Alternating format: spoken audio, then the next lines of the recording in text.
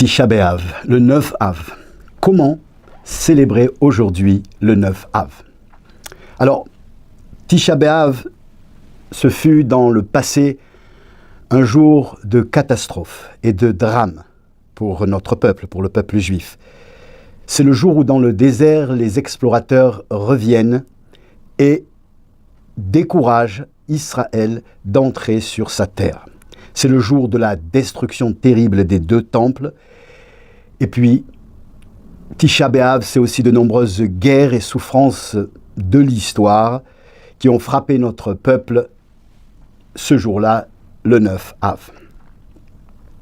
Mais tout cela est du passé.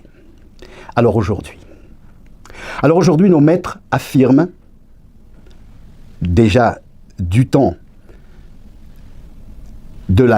du Talmud, que le jour de Tisha B'Av est en fait une promesse d'avenir. Et c'est peut-être, et c'est sans doute, et c'est aussi une des raisons pour laquelle il y a certaines coutumes où, après le début de la journée, dans l'après-midi de Tisha B'Av, on va déjà préparer la maison pour un événement heureux. C'est une des raisons pour laquelle, ce jour-là, on ne dit pas le Tachanoun, la prière, les supplications du pardon. Alors, promesse d'avenir. En effet, nos sages, dans différents textes, notamment dans le Talmud de Jérusalem, au traité de Brachot, mais aussi dans le Midrash Rabbah, dans les écrits du Harizal et dans d'autres textes, enseignent que le jour de Tisha B'Av, c'est le jour où naît le Mashiach, le Messie. C'est le jour anniversaire du Messie. Alors, le Midrash Echa Rabbah, qui commente donc le texte du Echa, au premier chapitre, va nous raconter que le jour de la destruction du temple, au moment où le temple était détruit, un juif était en train d'atteler sa vache à sa charrue pour labourer son champ, peut-être un peu loin de Jérusalem, et alors un Aravi, un passant, vient et entend la vache du juif meugler. Le passant crie alors « Hé, juif, détache ta vache et défais ta charrue, ton temple vient d'être détruit. » C'est-à-dire, ce n'est plus le temps de labourer. Et puis, le texte dit que la vache a meuglé à nouveau, une seconde fois, et alors, le passant s'écrie « Hé, juif, rattache ta vache et rattelle ta charrue, car le Mashiach est né et il s'appelle Menachem. » Bon, que veulent dire nos maîtres lorsqu'ils affirment que le 9 Av, le Mashiach, est né? Alors, il faut savoir qu'au sujet du Mashiach, il y a beaucoup d'enseignements rapportés dans le Midrash, le Zohar, le Talmud, les écrits de la Kabbale, dans d'autres écrits saints, et il est difficile de faire le tri, car parfois, les choses se contredisent. Du moins, apparemment. Il faut savoir que tout ce qu'ont enseigné les sages, c'est la vérité absolue. Il s'agit de vérité. Cependant, ce n'est pas toujours une vérité qui est physique, et qui est concrète, qui est matérielle. Il s'agit parfois d'enseignements qui sont une vérité philosophique, une vérité éthique, spirituelle, métaphysique, mais c'est en tout état de cause la vérité. Alors, lorsqu'il s'agit de halakha, par contre, de halakha, c'est-à-dire de loi juive, il s'agit de vérités pragmatiques qui vont être des vérités physiques, matérielles et concrètes. Et au sujet du Mashiach, du Messie, nous avons un seul texte de loi, mais un texte qui est très précis au sujet du Mashiach. Alors, c'est le Rambam, le fameux Maïmonide, qui nous a enseigné ces lois, et elles ont fait à nos jours l'unanimité de tous les décisionnaires, de tous les poskim de la halakha. Alors, dans les lois, que nous dit le Rambam? Dans la loi, donc la halakha, on nous dit, premièrement, on ne nous dit pas que Mashiach est né le 9 Av. Par contre, la loi juive nous enjoint de croire et d'attendre à chaque instant le dévoilement du Mashiach. Au point même que la loi va être très sévère et va considérer comme renégat celui qui n'y croit pas ou qui ne l'attend pas. Alors, la loi juive nous ordonne d'abord en quel Mashiach il faut avoir la foi et quoi croire et quoi attendre au sujet du Mashiach. Alors, le Mashiach, pour la loi juive, l'attente du Mashiach, c'est l'attente dans un être de chair et de sang, un guide spirituel, un défenseur d'Israël, un conquérant les peuples, mais conquérant aussi les âmes et les cœurs, un conquérant de paix qui sera accueilli par toute l'humanité. C'est un roi de la descendance de David, du roi David, qui rétablit la monarchie d'antan, puis qui reconstruit le temple, et enfin qui ramène tout le peuple d'Israël sur sa terre.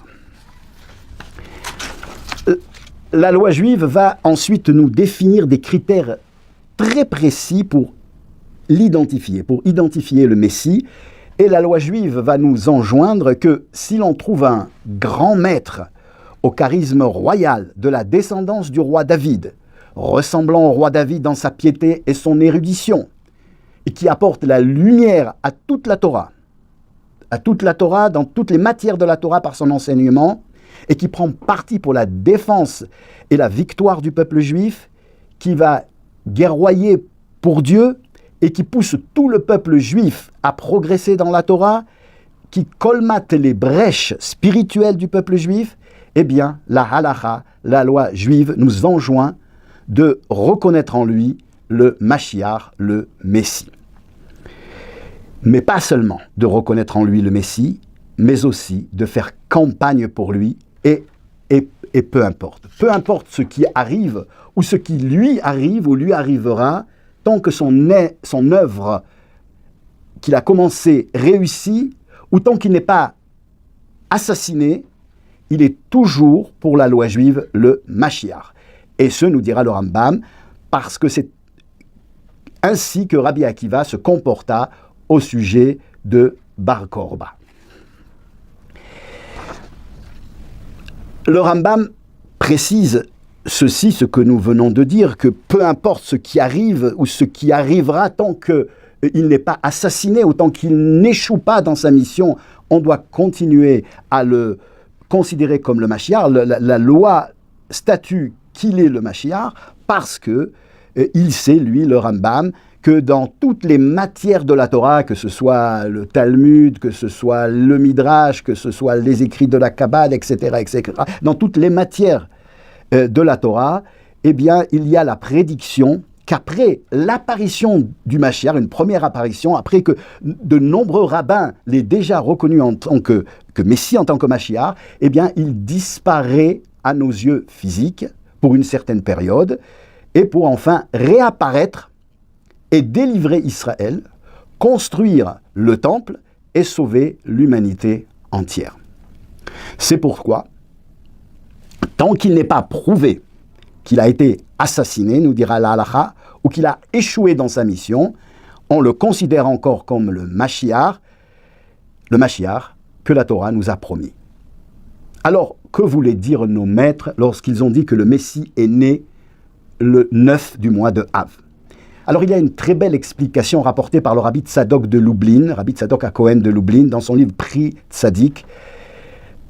Le Rav nous rapporte l'histoire de la Gemara. La Gemara, le Talmud, nous dit que lorsque les Goïm, les ennemis d'Israël, ont détruit le temple, ils sont rentrés à l'intérieur du Kodesh HaKodashim, du Saint des Saints, et ils ont vu au-dessus de l'Arche Sainte les chérubins, les krouvim, en or massif, qui étaient tournés l'un vers l'autre, unis, enlacés comme un homme et son épouse.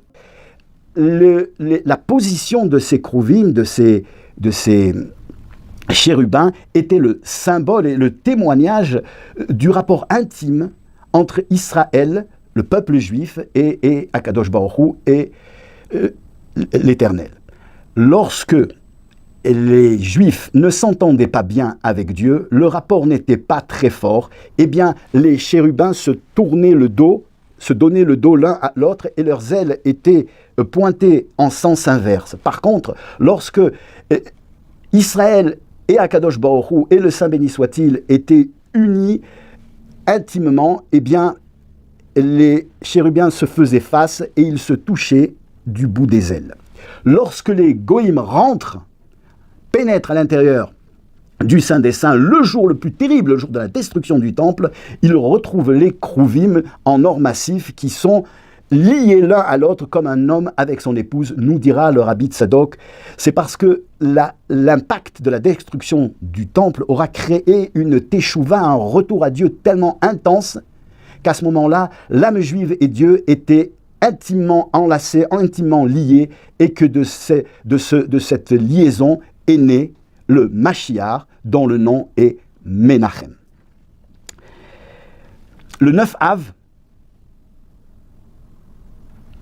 nous dira la chassidoute, le chassidisme, les textes chassidiques, eh bien, si les chérubins étaient liés comme un homme et une femme, c'est parce qu'en fait, au niveau de l'âme juive, malgré la destruction matérielle des pierres, le Beth Amikdash brûlé, mais l'âme juive était liée et Dieu aimait son peuple, était enlacé avec son peuple comme jamais il n'a été. Alors le 9 Av, le Tisha B'Av, c'est le jour de la destruction du temple, oui, mais uniquement, nous dirons les sages, des pierres du temple, de la matérialité du temple. Parce que Dieu n'a pas touché l'âme juive ce jour-là. Au contraire, ce qui a été détruit, c'est l'enveloppe, l'écorce, la coquille matérialiste, la coquille nationaliste. Ce qui a été détruit, c'est le cocon politique de l'ancienne structure qui était alors, aux yeux de Dieu, dépassée, parce que mal comprise, parce que comprise ce cocon politique comme l'essentiel. La destruction des pierres, c'est-à-dire de l'écorce matérielle du judaïsme, mais qui permet l'émergence, après cette destruction, de l'immortalité de l'âme juive. C'est l'immortalité finalement de l'essence, de l'attachement de Dieu à chacun et à chacune de son peuple, et l'attachement de chaque juif et de chaque juive à son Dieu par le lien éternel qui les unit, qui est la Torah, et c'est le symbole de cette unité, de cette union entre les deux chérubins. C'est le symbole de ce que voulaient dire les sages lorsqu'ils ont dit que le Messie est né le jour de Tisha B'Av. Sur le plan historique, avec un regard d'historien objectif, la destruction du temple le 9 Av, c'est l'échec du nationalisme juif matériel. C'est l'échec de la chrysalide laïque. C'est la chute, après un combat héroïque certes, mais la chute et la défaite des fameux Sakkarikim, des zélotes du nationalisme politique juif de l'époque. Et si nos maîtres enseignent que ce jour-là, Mashiach est né, c'est que lorsque la coquille, la chrysalide, le cocon matériel laïque, politique est tombé, eh bien c'est en fait pour assurer le triomphe de l'essence, de l'essentiel, du meilleur de l'âme juive. Et c'est finalement ça, le Mashiach, la victoire, le triomphe du juif, de la Torah, du judaïsme, de la halacha, de son immortalité à travers les temps, qui mettra au monde cette rédemption totale. C'est ça la leçon du Tisha B'Av, du 9 du mois de Av. Et les sages nous diront, Allah Ariel bemazal Arié ve'irriv et Ariel almenat sheyavo Arié bemazal Arié ve'ivne et Ariel.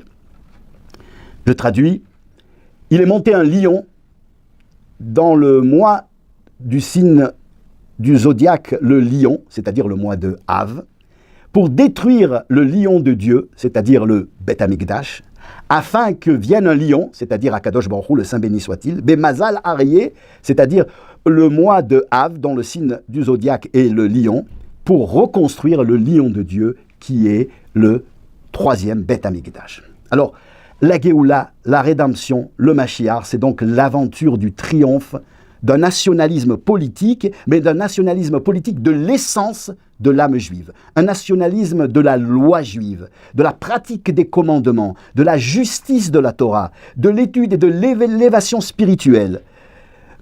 Un nationalisme, une politique de la bonté, de l'amour du prochain sans borne, de l'union véritable de notre peuple par cette Torah qui est la seule à faire de nous un peuple unique, un peuple élu.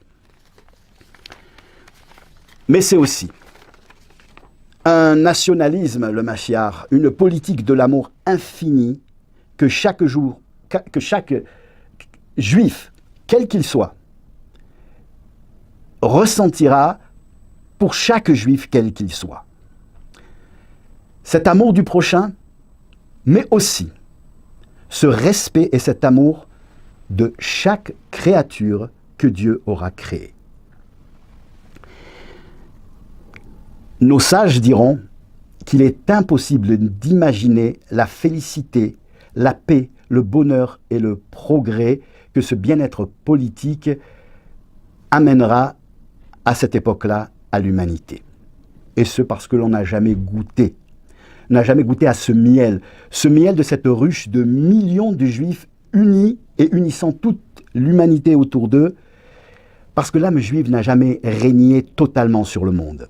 Il y avait ci et là des abeilles, je dirais, dispersées, qu'on écrasait parfois parce qu'on croyait qu'elles piquaient. Il y avait des juifs vivant un judaïsme, certes héroïque et beau, mais sans la possibilité de vivre un judaïsme national pur et authentique. Parce que la flamme juive du judaïsme parfait, vrai et sans compromis n'a jamais véritablement gouverné totalement sur le monde.